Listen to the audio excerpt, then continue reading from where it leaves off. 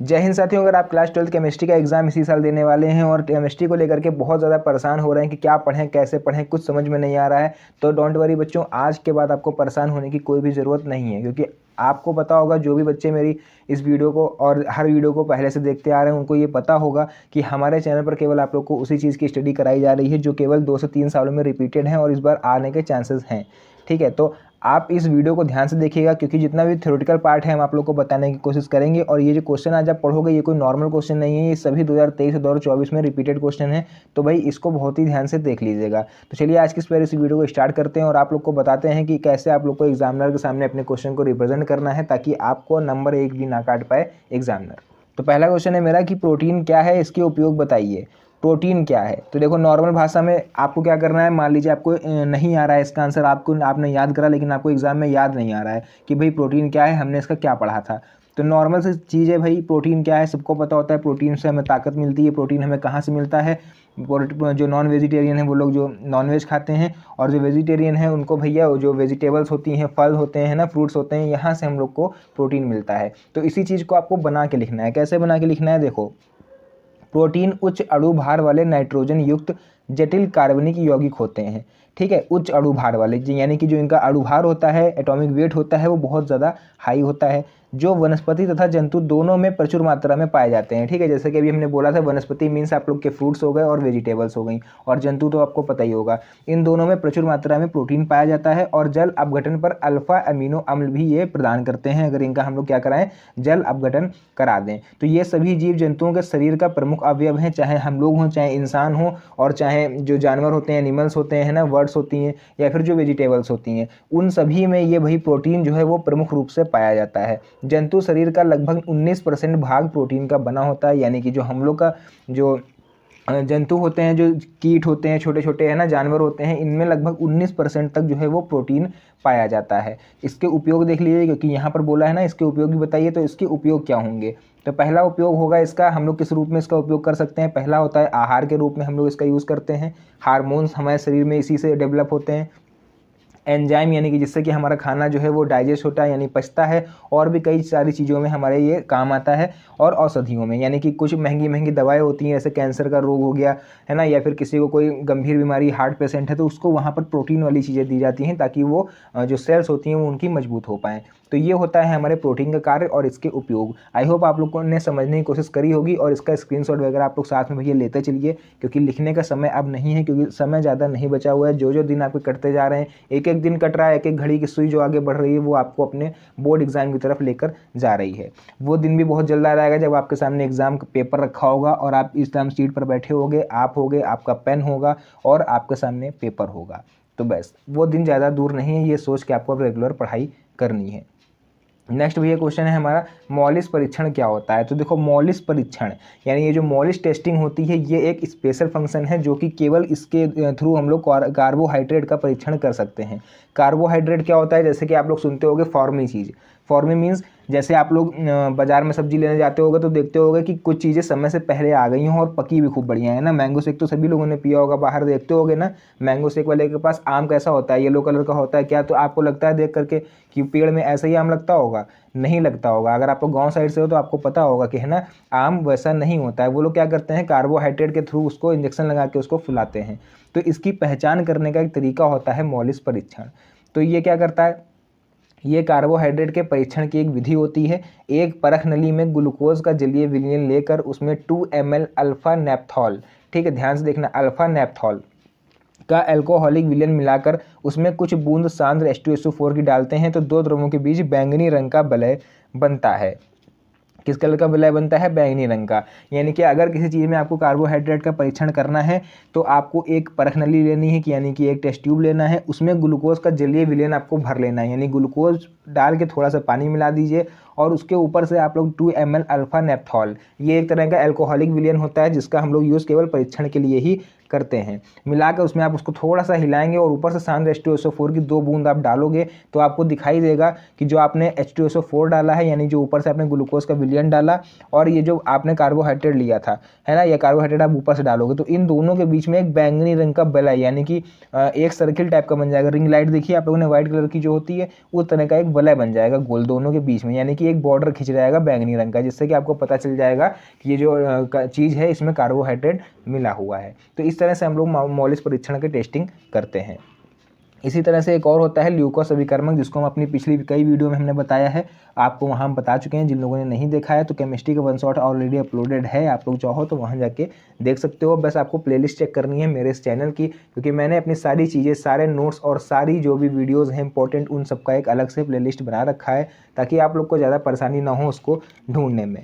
ठीक है, चलिए बढ़ते हैं हम लोग अपने नेक्स्ट क्वेश्चन की तरफ। अब भाई कार्बोहाइड्रेट तो पढ़ लिया, लेकिन मानव शरीर के लिए कार्बोहाइड्रेट क्यों महत्वपूर्ण है, हमको ये बताना है ना। कार्बोहाइड्रेट महत्वपूर्ण भी होता है, ऐसा नहीं कि हमें केवल नुकसान करता है। कुछ चीज़ें होती हैं जिनमें कार्बोहाइड्रेट हो तो वो हमारे शरीर को फायदेमंद होती हैं। कैसे?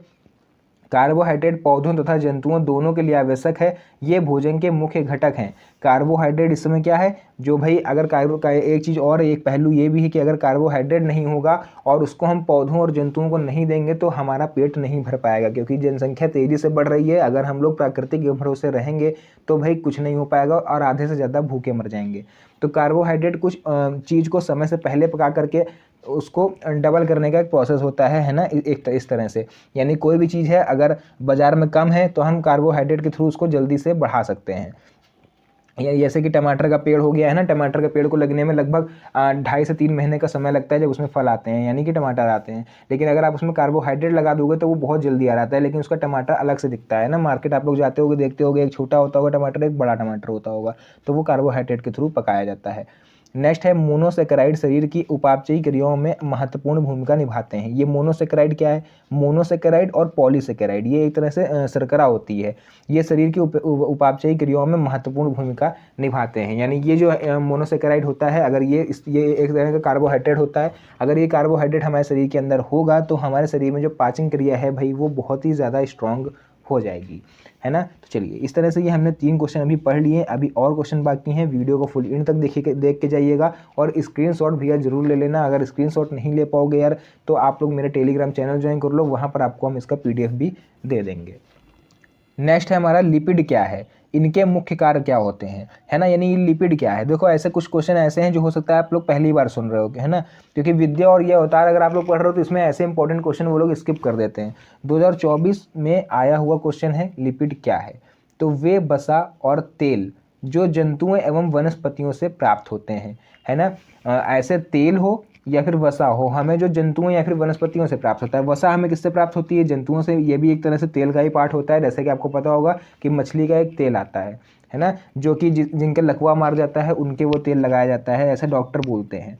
तो वो हमें कहाँ से मिलता है? जंतुओं से। और तेल जो है वो वनस्पतियों से भी मिलता है, जैसे डाबर आंवला का तेल हो गया, है ना, सरसों हो गई, या फिर नारियल का तेल हो गया। तो हमें तेल दोनों चीज़ों से मिलता है, चाहे जंतु हो चाहे वनस्पति हो। तो उन्हीं को हम लोग लिपिड वर्ग के अंतर्गत रखते हैं, जिनसे हमें तेल और वसा प्राप्त होती है। यानी कि यहाँ जंतु और वनस्पति जो होंगे इनको हम लोग लिपिड बोल सकते हैं। लिपिड जल में अविलेय कार्बनिक पदार्थ होते हैं, यानी, है ना, यानी ये जो तेल हमको मिलता है लिपिड वर्ग इसको बोलेंगे ना, पेड़ जंतुओं और वनस्पतियों को। लिपिड तो हमारा वसा और तेल होगा, ध्यान से सुन लो। लिपिड वर्ग के अंतर्गत आते हैं वनस्पति और जंतु, यानी कि इन दोनों से हमें तेल और वसा मिल सकती है, लेकिन जो मिलेगा उसको हम लोग लिपिड बोलेंगे। ठीक है, तो ये जो लिपिड होते हैं ये जल में अविलेय कार्बनिक पदार्थ होते हैं। सभी को पता है भाई, अगर आप पानी में तेल को डालोगे, ऊपर से डाबर आंवला तेल या फिर सरसों का तेल आप डाल के घर में एक्सपेरिमेंट करके देख लेना, वो उसमें नहीं घुलेगा, वो अलग से ही आपको चमकता हुआ दिखाई देगा। जो निम्न ध्रुवण के कार्बनिक विलायकों यानी कि ईथर और क्लोरोफॉर्म में विलय होते हैं। केवल सरसों का तेल हो या फिर मछली का तेल हो, किसी भी चीज़ का तेल हो, वो केवल 2 चीज़ों में पूर्णतः घुलित हो जाएगा, यानी कि ईथर और क्लोरोफॉर्म में अगर आप उसको मिलाते हो तो वो एकदम से घुल जाएगा, आपको पता ही नहीं चलेगा कि इसमें तेल मिला है या नहीं मिला है। तो देखो, वसा और तेल स्टेरॉइड जो होते हैं उसमें पड़ते हैं, और फॉस्फोलिपिड होता है और टर्पिन्स होते हैं। इन सब में हम लोग जो है वसा और तेल इसमें विलायक हो सकते हैं। भाई इसके कार्य देख लेते हैं हम लोग, क्योंकि यहाँ पर इनके मुख्य कार्य पूछे हैं। तो इनका प्रमुख कार्य जो होता है पहला, वो हो जाएगा कार्बोहाइड्रेट तथा प्रोटीन के अभाव में ये शरीर को ऊर्जा प्रदान करते हैं। कार्बोहाइड्रेट जैसा कि अभी हम आपको पढ़ा के आए हैं, ये हमारे शरीर को नुकसान ही नहीं करते हैं बल्कि फ़ायदेमंद भी होते हैं। तो कार्बोहाइड्रेट और प्रोटीन ये दोनों ही हमारे शरीर को एनर्जी प्रदान करते हैं। लेकिन अगर सोचो, कल्पना करके देख लो, अगर प्रोटीन भी हमको ना मिले खाने में, क्योंकि भाई जो गरीब वर्ग के लोग हैं प्रोटीन इतना नहीं वो लोग खा पाते हैं, और कार्बोहाइड्रेट भी अगर ना हो तब हमारे शरीर को पोषण कौन प्रदान करेगा। तो ऐसी स्थिति में ये जो लिपिड होते हैं ये हमारे शरीर को पोषण प्रदान करते हैं।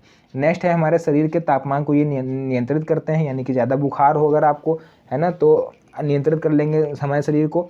और या फिर अगर आपका जो ब्लड प्रेशर है वो ज़्यादा लो हो रहा है, एकदम शरीर ठंडा हो रहा है, तब भी हमारे लिए ये नियंत्रित करने का साधन है। ठीक है, चलिए नेक्स्ट हम लोग देखते हैं, ऑक्जेलिक अम्ल के निर्माण की प्रमुख विधियां बताइए। 2024 में पूछा गया है, 2023 में पूछा गया है, 2020 में पूछा गया है और 2018 में पूछा गया है। तो ये परमानेंट रिपीट हो रहा है क्वेश्चन। तो आपको क्या करना है, कुछ नहीं, देखो ऑक्जेलिक अम्ल के निर्माण की प्रमुख विधि है, बहुत ही सिंपल सा तरीका आपको हम बताएंगे। सुक्रोज के ऑक्सीकरण से हम लोग ऑक्जेलिक अम्ल प्राप्त कर सकते हैं। कैसे कर सकते हैं, देखो सबसे पहले यहाँ लिखोगे लेबोरेटरी मेथड, यानी कि प्रयोगशाला विधि। प्रयोगशाला में ऑक्जेलिक अम्ल हमें कैसे प्राप्त होगा, देखो सुक्रोज यानी चीनी को अगर हम वेनेडियम पेंटॉक्साइड उत्प्रेरक की उपस्थिति में सांद्र नाइट्रिक अम्ल या फिर H2SO4 के द्वारा ऑक्सीकृत करके बनाते हैं, तो रिएक्शन देखोगे तभी समझ में आएगा। हमको पता है इसीलिए हमने पहले से रिएक्शन लिख रखी है। यहाँ पर बच्चों ये हमारा है सुक्रोज, ठीक है, ये है सुक्रोज C12H22O11, ठीक, प्लस O, ऑक्सीडेशन कराना ना लिखा हुआ है सुक्रोज के ऑक्सीकरण से, तो ये सुक्रोज है, इसका ऑक्सीकरण हम लोग कराएंगे किसकी उपस्थिति में, वेनेडियम पेंटॉक्साइड H2SO4 या फिर HNO3, इन दोनों में से कोई एक ले सकते हो। हमने दोनों लिख लिया है यहाँ पर, कोई प्रॉब्लम नहीं। अब हमें इससे मिलेगा क्या, देखो C2O4H2 यानी कि ऑक्जेलिक एसिड देखो मिल रहा है, साथ में हमको वाटर मिल रहा है। तो भाई रिएक्शन को पहले बैलेंस कर लेते हैं हम लोग। तो बैलेंस करने के लिए देखो यहाँ पर C कितने हैं, यहाँ पर C है 12, हमारे पास C कितना है, केवल 2 हैं। तो इसको हम लोग बैलेंस करेंगे यहाँ पर भैया 6 लगा करके। तो देखो 6 2 जा 12 यानी 12C हो गए, 12C हैं। H कितना है, 22 है, यहाँ पर H केवल 6 12 है ना। तो H को हम लोग बैलेंस कैसे करेंगे, यहाँ पर 5 लगा देंगे। तो 2 6 जा 12 12 और ये 5 2 10, 12 और 10 22 और H हमारे 22 बैलेंस हो गए। ठीक है, अब O पे आते हैं हम लोग, O 11 है, 11 और 1 12, इधर कितने हैं 4 6 जा 24, 24 और 5 29 O हैं। अब कैसे इसको बैलेंस करेंगे, ये तो बड़ी प्रॉब्लम होगी भैया। देखो O 11 है, कुछ नहीं प्रॉब्लम हो गई, यहाँ पर हम लोग 18 लगा देते हैं, कोई दिक्कत नहीं, क्योंकि 18 और 11 29, 5 और 6 4 6 जा 24, 24 और 5 29, इधर भी 29। तो अब आप लोग इसको चेक कर सकते हो खुद से, रिएक्शन बैलेंस हो चुकी है। क्लियर हो गया बच्चों। चलिए नेक्स्ट क्वेश्चन हम देखेंगे अब, फॉर्मेलिन क्या होता है। फॉर्मेलिन एक तरह से विलयन होता है, अभी हम समझाएंगे आपको। देखो ये फॉर्मेल्डिहाइड का जलीय विलयन होता है। फॉर्मेलिन जैसा कि हमको नाम से ही पता चल रहा है कि फॉर्मेलिन यानी फॉर्मेल्डिहाइड का ये जलीय विलयन होता है, यानी कि पानी में एक तरह से हम लोग फॉर्मेल्डिहाइड मिलाते हैं तब उसको हम लोग फॉर्मेलिन बोलते हैं। इसमें फॉर्मेल्डिहाइड की 40% जो सांद्रता होती है ना, और यह विलयन मृत जीवों के परीक्षण में प्रयुक्त होता है, यानी कि अगर कोई जीव मर गया है हमें उसका परीक्षण करना है तो उस केस में हम फॉर्मेलिन का यूज़ करते हैं। ठीक है, तो अब आप लोग चाहो तो इसका स्क्रीनशॉट ले सकते हो, और मेरी तरफ से जितने भी इंपॉर्टेंट क्वेश्चन बन सकते थे केमिस्ट्री में फिलहाल हमने कंप्लीट करा दिए हैं। लेकिन बस इतना ही नहीं है, अभी तो शुरुआत हुई है, अभी तो पूरा आप लोग के सामने एग्ज़ाम आना बाकी है। तो आपको क्या करना है, बस चैनल को सब्सक्राइब कर लेना है, जो ब्लैक कलर का बटन दिख रहा है इसको प्रेस करके ऑल नोटिफिकेशन पे क्लिक कर दीजिएगा, ताकि जैसे हम कोई नई वीडियो डालें आपके पास नोटिफिकेशन आ जाए और आप उसको समय से पहले देख पाओ। तो आज के लिए बस इतना ही रखते हैं, मिलते हैं किसी नेक्स्ट वीडियो में एक और अच्छी मज़ेदार धमाकेदार वीडियो के साथ। तब तक के लिए धन्यवाद, जय हिंद।